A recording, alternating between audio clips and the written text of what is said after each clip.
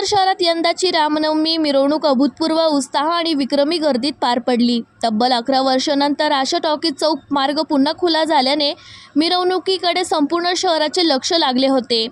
या ऐतिहासिक क्षणाचा साक्षीदार होण्यासाठी नागरिकांनी मोठ्या संख्येने उपस्थिती लावत संपूर्ण मार्गावर अक्षरशः जनसागर उसळला।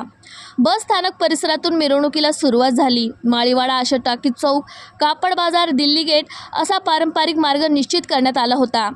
29 मार्च 2015 नंतर प्रथमच या मार्गावरून मिरवणूक निघत असल्याने नागरिकांमध्ये प्रचंड उत्सुकता आणि उत्साह पाहायला मिळाला। ढोल ताशांचा गजर, लेझिम पथके आणि डीजेच्या तालावर थिरकणारी तरुणाई यामुळे संपूर्ण शहर दणाणून गेले। मिरवणुकीत प्रभू श्रीराम, हनुमान आणि भगवान शंकर यांच्या भव्य मूर्ती विशेष आकर्षण ठरल्या।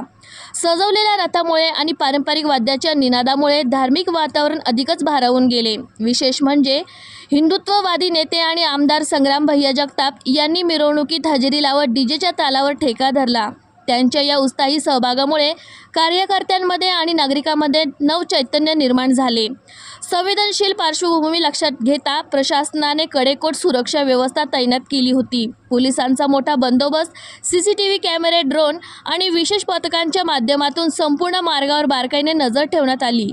कोणताही अनुचित प्रकार घडू नये यासाठी पोलिसांनी चोख नियोजन केले होते। सकल हिंदू समाजाच्या वतीने आयोजित करण्यात आलेली ही मिरवणूक शांततेत आणि उत्साहात पार पडली। 11 वर्षांनंतर पुन्हा सुरू झालेल्या या मार्गावरील मिरवणुकीने नगरकरांना जुनी परंपरा आणि नव्या उत्साहाचा संगम अनुभवायला मिळाला। शहरात दिवसभर सणासुदीचे आणि जल्लोषाचे वातावरण पाहायला मिळाले।